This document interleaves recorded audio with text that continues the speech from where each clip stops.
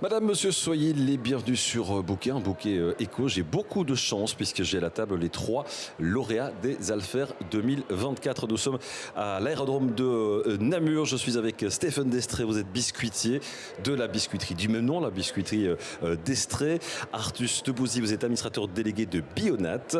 Et Frédéric Adam, vous êtes administrateur délégué de Fagne Beers. Je ne me suis pas trompé jusqu'à présent. C'est plutôt bon signe. Sans faute. Oui, c'est très bien. Continuons sur cette lancée alors, c'est très bien.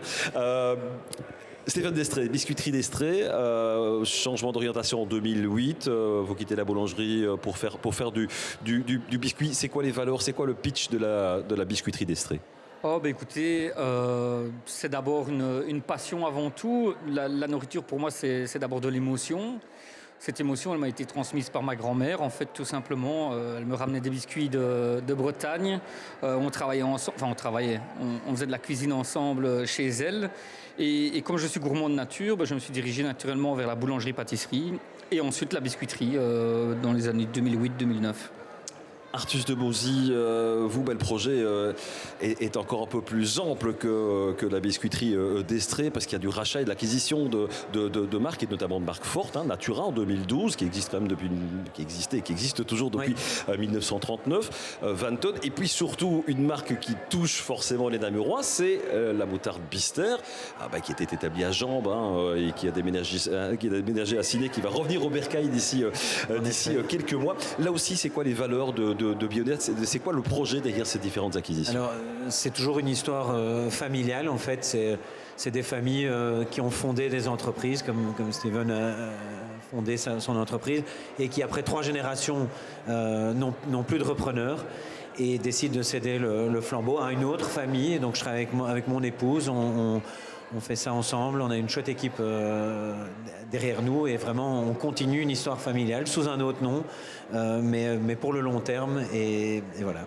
Les épouses sont bien présentes, elles le sont aussi du côté de Mariembourg, de Couvain avec Fagne Beers, plus de 25 ans d'existence, une brasserie qui brasse ses propres marques, d'ailleurs qui vient de sortir il y a quelques jours, quelques semaines. Il y a quelques beaux projets. Brassage à façon aussi, qui est entré dans les tablettes, en tout cas dans les possibilités de cette brasserie, de l'exportation aussi, ça on en discutera avec les invités. Là aussi, c'est quoi les valeurs de Fagne Beers ? Les valeurs sont des valeurs à la fois de tradition, bien que cette tradition, mais elle doit être aussi un peu parfois secouée pour ouvrir la porte par rapport à des nouveaux projets, des nouveaux concepts, une nouvelle clientèle. Et donc c'est important quelque part de savoir d'où on vient, puisque mes 2 arrière-grands-parents étaient brasseurs. La brasserie, malheureusement, les 2 brasseries ont disparu dans les années 50. Et c'est une volonté de notre part de recommencer, mais de recommencer au début sur des bières de tradition, des bières de dégustation, et maintenant de vraiment se tourner et d'amplifier un mouvement de modernisme, de créativité, d'innovation pour toucher de nouveaux clients. Et je pense que le consommateur est friand de ces nouveautés. Le tout, c'est de ne pas perdre effectivement son ADN. Ses racines. Oui, tout à fait. J'ai l'impression que c'est une histoire qu'on entend beaucoup, peut-être encore un peu plus systématiquement en province de Namur, c'est ce côté racine, familiale, génération, travailler aussi ensemble, en famille, sur des micro-zones, mais en pensant déjà à l'extérieur et à l'international. Alors, en tant que patron dirigeant d'entreprise, on a une double responsabilité. On a effectivement une carte de visite, un métier et je vais dire un passé, mais on a aussi des emplois qui quelque part nous font confiance et où on doit, je vais dire, traverser les crises. Et pour ça, il faut continuellement se remettre en question parce que ce personnel qui travaille chez nous, il y a des familles qui vivent derrière, ils nous font confiance. Et donc, il faut pouvoir traverser ces périodes difficiles. Et pour ça, il faut toujours pouvoir se remettre en question et aller de l'avant avec parfois des échecs, mais également, et c'est pour ça qu'on est là, des réussites. Artus Debouzy, même chose et même sentiment aussi quelque part, indépendamment d'une responsabilité financière évidemment sur un organisme et sur une entreprise, cette responsabilité sociétale quelque part vis-à-vis des employés, vis-à-vis aussi des emplois de sous-traitants éventuels. Oui. Frédéric a très bien évoqué la responsabilité de l'employeur envers tous ces collaborateurs.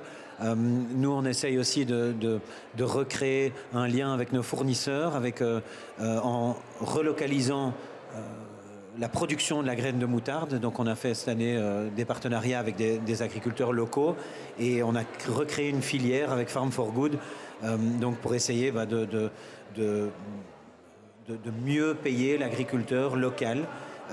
Et du coup, aussi émettre moins de CO2. Donc on a cette responsabilité envers nos fournisseurs et puis envers l'environnement aussi, qui nous tient à cœur. C'est évidemment une thématique qu'on a beaucoup entendue aujourd'hui, chez les jeunes aussi d'ailleurs, parce qu'on sait que c'est une thématique qui est très prégnante, très présente chez les jeunes. Je vous ai entendu parler tout à l'heure au micro d'empreinte carbone. C'est quelque chose qui est obsessionnel chez vous, qui est hyper important dans votre processus de production, c'est justement ce côté environnemental.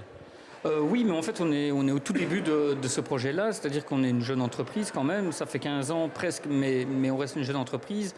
Et aujourd'hui, on est conscient qu'il faut qu'on démarre quelque chose. Et il faut qu'on puisse aussi donner le pas à nos équipes, justement, parce que leur place est importante aujourd'hui dans l'entreprise, donc il faut qu'on travaille là-dessus, sur cette casquette-là, mais aussi comment est-ce qu'on peut réduire notre empreinte carbone, comment est-ce qu'on peut réduire nos déchets. Et donc ça, c'est vraiment tout le travail qu'on veut faire cette année et les prochaines années. Et j'imagine que ce côté agriculture, circuit court aussi, c'est quelque chose qui vous touche. Vous êtes tous les trois concernés en fait par le produit de base qui est un produit d'agriculture. Exactement, le circuit court, c'est vraiment ça qu'il faut privilégier aujourd'hui au maximum. La chance de notre domaine, c'est que du beurre, des œufs, de la farine, c'est assez facile à trouver, donc, et c'est aussi un plaisir et un échange. Et il y a une volonté, en tout cas chez nous, de vouloir mettre, donc on est dans la région de Warnant, de vouloir mettre Warnant, Namur sur la carte et de s'en servir aussi à l'export de cette belle région et de cette terre fertile finalement. Frédéric Adam, on s'est confronté cette envie-là de circuit court, et je pense qu'on en a tous envie, et d'encourager et de participer à l'effort collectif pour les agriculteurs. Est-ce que ça peut être confronté aussi à la production et aux réalités de la production ?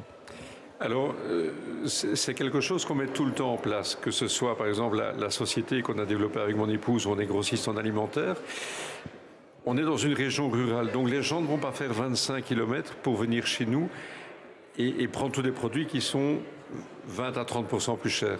Par contre, si on a tous des produits industriels qui sont des produits importants pour un restaurateur, que ce soit pour un pâtissier, pour différentes personnes ou des particuliers, et qu'au milieu de ces produits, on a stratégiquement des produits locaux, des produits bio, des produits du terroir ou des produits de grande qualité qui sont placés à un prix qui reste intéressant, mais qui est aussi en lien par rapport à la qualité du produit. Mais à ce moment-là, les clients vont le prendre. Donc chez nous, il n'y a pas de place pour un magasin typiquement terroir. C'est pas un produit d'appel, mais que du contraire, c'est une acculturation petit à petit, d'essayer de faire rentrer chercher les gens. Et de pouvoir dire, les clients vont dire, voilà, je viens pour tel type de farine, mais tiens, à côté, il y a une farine qui vient de tel moulin qui se trouve à 15 km de chez moi et je ne connais pas, à ce moment-là, je vais la prendre. Mais ils ne sont pas venus pour ça. Et donc, que ce soit à la brasserie, au niveau des matières premières, que ce soit au niveau, puisque sur le site de la brasserie, on a un grand restaurant, au niveau des produits qui sont mis à la carte, là, on joue également la carte du terroir. Donc, ce sont par exemple des truites qui sont développées en milieu naturel et pas en bac en béton à 10 km de la brasserie. Mais à côté, on peut avoir une dorade ou une sole qui vient directement de la côte. Donc, c'est un ensemble de choses où je pense qu'on sensibilise petit à petit avec une mise en avant de plus en plus forte certains produits, mais ce n'est pas la majorité des produits. Mais en tous les cas, du 100%. Voilà, exactement. Autre enjeu, vous parlez de vos responsabilités vis-à-vis du personnel. On entend souvent que les métiers en pénurie, ce sont notamment des métiers qui concernent la production, notamment la production agroalimentaire. C'est un enjeu pour Bionat ? En tout cas, parce qu'en fait, on recrute des profils très différents. Donc, ça va de l'ouvrier de production, une personne mécanique, maintenance, automation, qualité. Et là, je vois la liste du forum qui se constitue devant moi. Vente, RH. On a un éventail très, très large. Et donc, voilà, c'est difficile de trouver. On met souvent longtemps avant de trouver le bon match, parce que aussi, voilà, il faut qu'il y ait un bon match avec l'entrepreneur, il faut qu'il y ait un bon match avec le reste de l'équipe. Donc voilà, l'aspect humain est effectivement très difficile, très valorisant quand ça marche bien, et souvent c'est les plus grosses déceptions, c'est quand ça fonctionne pas au niveau humain. Personnellement, ma plus grosse déception quand ça fonctionne pas avec un collègue. Stéphane Destré, même chose. J'entends mon boulanger chez qui je vais tous les jours me dire je vais fermer un jour en plus parce que je trouve plus personne, j'arrive plus à trouver en boulangerie. Vous êtes aussi confronté à ces métiers en pénurie, à ces pénuries de main-d'œuvre? Oui, tout à fait. Moi, ce que je remarque sur ma petite expérience, c'est que le marché a changé aussi. Les clients sont de plus en plus exigeants. C'est pas du tout péjoratif, c'est-à-dire que nous, derrière, on doit suivre ces exigences-là, que ce soit par rapport à la qualité, par rapport au suivi fournisseur. Il y a énormément de métiers. Vous êtes dans un marché haut de gamme aussi, donc forcément, dans un marché haut de gamme, les prix sont aussi un peu différents. On ne va pas être aussi exigeant par rapport à du low cost. C'est même pas une question de prix, c'est une question de cahier de charge à respecter vis-à-vis des clients. Et aujourd'hui, nous, on essaye de se mettre derrière le train de belles sociétés comme ici, mais ça veut dire qu'on doit aussi assumer. Et donc, quelque part, on met quand même une certaine pression sur le personnel qui doit apprendre un peu tout sur le tas, mais qui doit aussi faire preuve d'initiative. Et donc, aujourd'hui, on essaye. Je dois encore m'améliorer, je vais être honnête, mais on essaye quand même de donner un sens et des valeurs pour le personnel pour qu'ils puissent s'y retrouver. Et il y a encore 4 ans, avant le Covid, je n'avais pas ces questions-là et ces demandes-là, tout simplement. Frédéric Adam, la situation est encore un peu différente dans le sud de la province parce qu'on sait que l'arrondissement de Philippeville n'est pas hyper dense en termes de grosses industries, en tout cas de gros sites de production, si ce n'est effectivement peut-être sur ce zoning de Mariembourg, on a Riche aussi, qui est juste à côté. Cette pénurie de main-d'œuvre, vous la ressentez aussi, même dans une région où justement il y a de la demande et de l'offre? Alors, chez nous, contrairement ici aux personnes présentes, nous, on ne le sent pas tellement pour 2 raisons. La première, c'est que moi, j'ai créé la société il y a 30 ans. Et donc, quelque part, on est une société qui rassure. Il y a beaucoup de jeunes qui travaillent chez nous. Les gens savent que la société est bien gérée, on a une bonne réputation, ils nous connaissent. On a un produit très populaire. Et donc le fait d'avoir un produit très populaire qu'on trouve dans les bars, dans les fêtes de village, etc., ça donne envie à des jeunes de postuler chez nous parce qu'ils ont envie quelque part d'appartenir à cette famille qui est la famille des produits Fagne et des sociétés du même nom. Et donc quelque part on a 1 à 2 CV par jour qui tombent sur le bureau parce qu'on se retrouve aussi dans une région où il y a moins d'industrie et donc les gens recherchent un travail de proximité et donc naturellement se disent tiens, je vais aller postuler là-bas, c'est à 20 km de chez moi. Le seul problème, c'est effectivement dans des emplois hyper spécialisés. Dans le transport, un bon chauffeur, ça manque. Ça fait effectivement pour le restaurant, dans la liste un cuisinier de qualité, ça manque. Et ça, par contre, autour de chez nous, c'est plus difficile à trouver. Donc, on doit faire venir les gens de loin. Mais globalement, je vais dire que ça se passe très bien. Vous êtes 3 entreprises qui exportent. On va parler justement de ces exportations et de la concurrence et plutôt du regard de l'international vis-à-vis de notre petite province de Namur, pas si petite que ça. Je reviens chez vous, Artus de Bouzy, avec des produits. On connaît la concurrence de la moutarde française du côté de Dijon, notamment, capitale de la moutarde. Comment est vue cette province de Namur? Comment vous, en tant que producteur namurois, vous êtes vu à l'international? Nous avons la chance d'avoir une usine à Troyes en France et donc on exporte beaucoup de nos produits français. On a récemment aussi commencé à exporter la moutarde Bister dans notre grenade. On a ouvert 5 marchés, les États-Unis, le Canada. Vous avez profité d'ailleurs, je pense, au moment du Covid ou de soucis d'approvisionnement de graines de moutarde. Oui, non, on a pas mal exporté en France à ce moment-là aussi. Alors, la marque Bister est connue dans le Namurois, la Belgique est reconnue, mais le consommateur à l'étranger, il se perd un peu parce qu'on met en avant la Wallonie, les Flamands mettent en avant la Flandre et les Bruxellois fit. Alors quand on se retrouve à des salons, il y a un peu de confusion au niveau, je ne vais pas faire le discours royaliste, mais ce serait pas mal si on pouvait être unifiés sous la même bannière belge. C'est ça qui vous Je pense pose que le plus de problèmes, c'est souvent l'identification. Ça faciliterait l'exportation des produits belges. Stéphane Destré, en termes d'exportation par rapport justement à la concurrence, comment le biscuit de qualité, comment le biscuit artisanal se porte, comment on fait pour décrocher aussi des marchés à l'international quand on est une jeune entreprise? Écoutez, d'abord, c'est pas tout seul. On est entouré de personnes qui ont tout un réseau et une expertise. Après, en Belgique, on adore les bons produits, mais dans les autres pays aussi, que ce soit en France, qui est quand même un gros marché pour nous, et aussi les autres pays. On vient de démarrer notamment avec le Japon, la Corée, Taïwan. On va finir aussi pour la Corée. J'ai fait l'inverse, pardon. Donc on a envoyé en Taïwan et on va faire peut-être avec la Corée. Maintenant, je sens quand même que les acheteurs regardent les valeurs et aussi la charte de qualité qu'on a derrière. Donc c'est quand même important de communiquer à l'acheteur qu'on travaille avec une farine locale, avec un beurre local. Parce que quand on arrive en France avec des sablés bretons, dans le pays de la Bretagne, ça ne doit pas être forcément facile de dire mais ma farine est magnifique, mon beurre est magnifique. Nous aussi, on a du bon beurre et de la farine en France. Oui, c'est vrai, exactement. La force de la biscuiterie, c'est la flexibilité. Et aujourd'hui, nous, on est vraiment spécialisés dans le produit à façon. C'est-à-dire que 90% de notre production, c'est à façon. Et pour la petite anecdote, je ne pourrais pas dire qui, mais on fabrique des sablés bretons à Warnon qui sont vendus comme sablés bretons en France. Pas très loin du Mont-Saint-Michel. Pas très loin, non. Et donc ça, c'est notre petite fierté. Mais voilà, je parlais d'émotion tantôt. Vous parlez de la Bretagne, il n'y a rien à faire. C'est le beurre, c'est les saveurs. Et voilà, là, on est dans le partage. Et donc, à partir du moment où, à l'export, on arrive à transmettre ça, évidemment, il y a toujours un facteur prix. Mais pour nous, en tout cas, c'est ce qui fonctionne aujourd'hui. Frédéric Adam, en Belgique, pays de la bière, forcément. Chaque fois que je vais à l'étranger, en tout cas hors France, on me demande d'où je viens, on me dit ah bah oui, chocolate, waffle and beer. Oui, forcément. Pays de la bière, sauf que le marché s'est extrêmement densifié, à la fois chez nous, mais aussi à l'étranger. Je suis assez surpris quand je vais en France de voir qu'il y a des brasseries locales absolument partout, que ce soit en Savoie ou en Bretagne.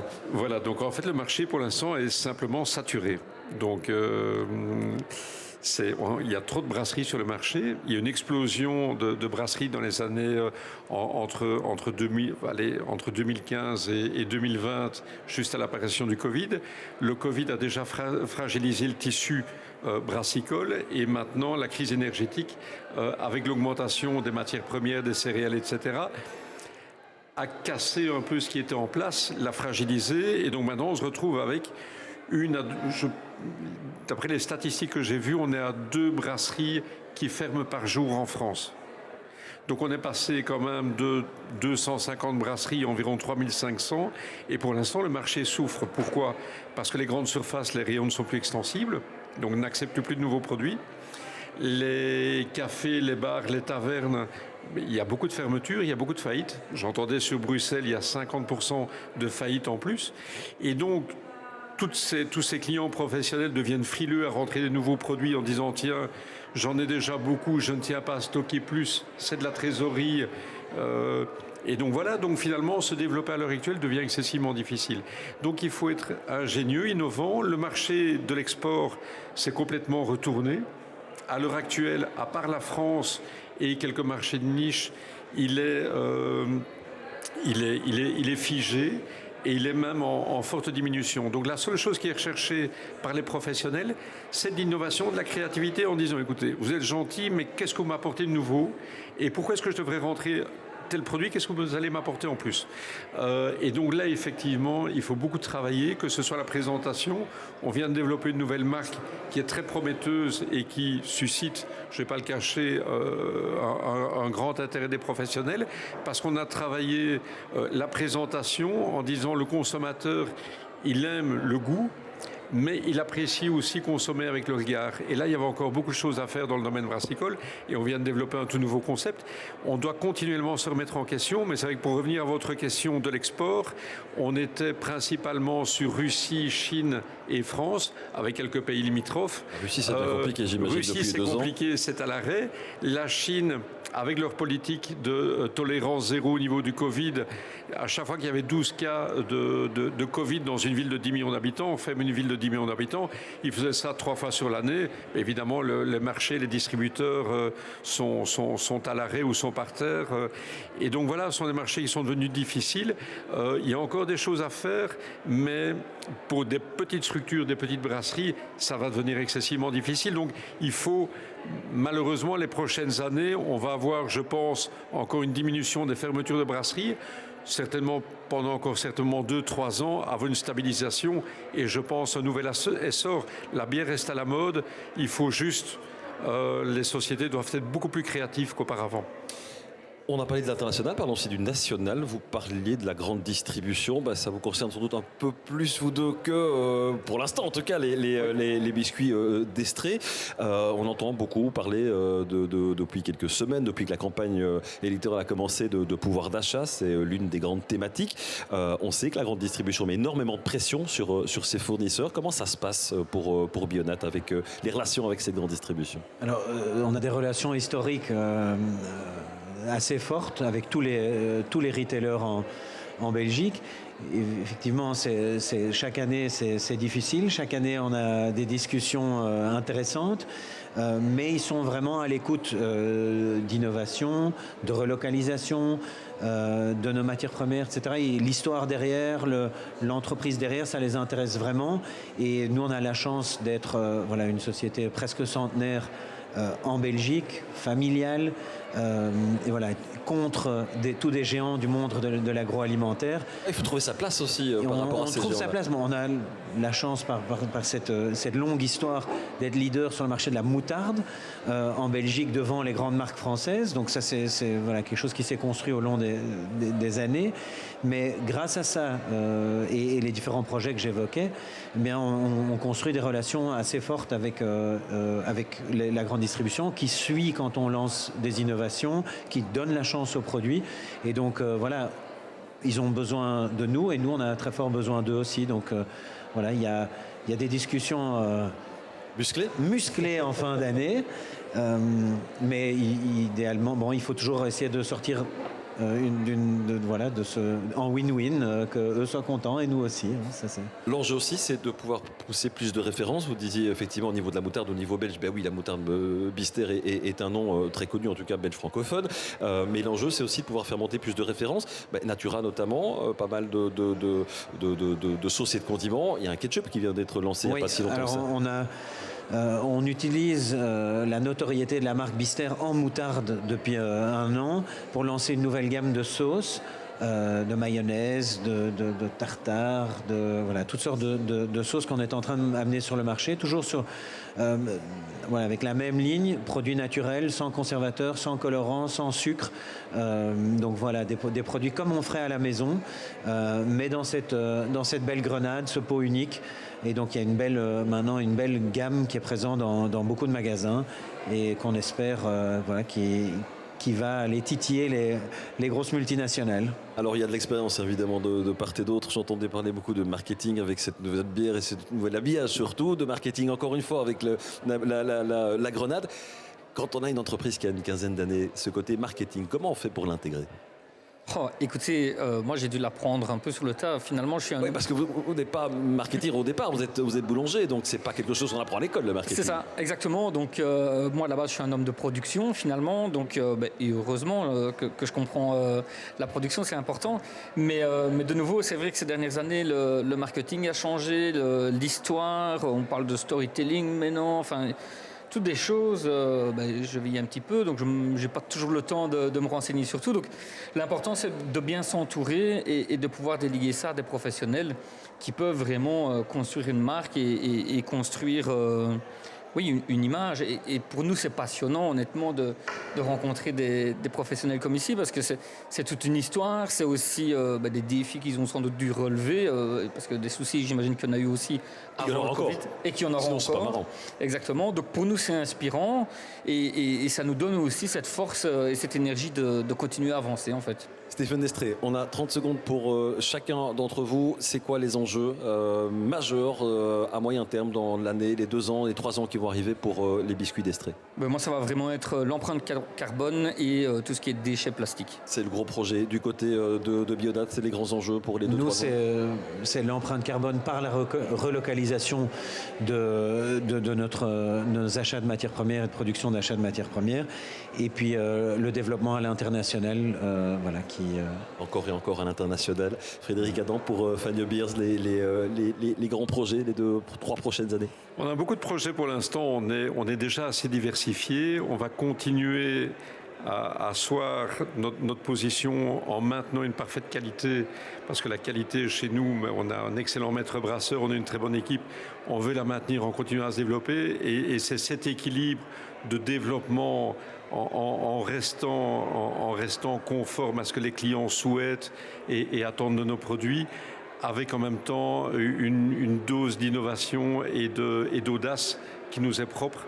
Et c'est tout cet ensemble qui fera que, je pense, on va traverser les prochaines années. Pas de révolution de palais, mais de l'évolution d'entreprise. Merci beaucoup Frédéric Adam, administrateur délégué de Fanny Beers. Merci beaucoup Arthur Debouzy, administrateur délégué de Bionat. Merci à Stéphane Destré de la biscuiterie Destré d'avoir accepté mon invitation. Je vous libère parce que c'est pas terminé là au-dessus. Je pense que vous avez tous faim d'ailleurs, et vous n'êtes pas les seuls. Merci aussi de nous avoir suivis. À très bientôt sur Bouquet Média.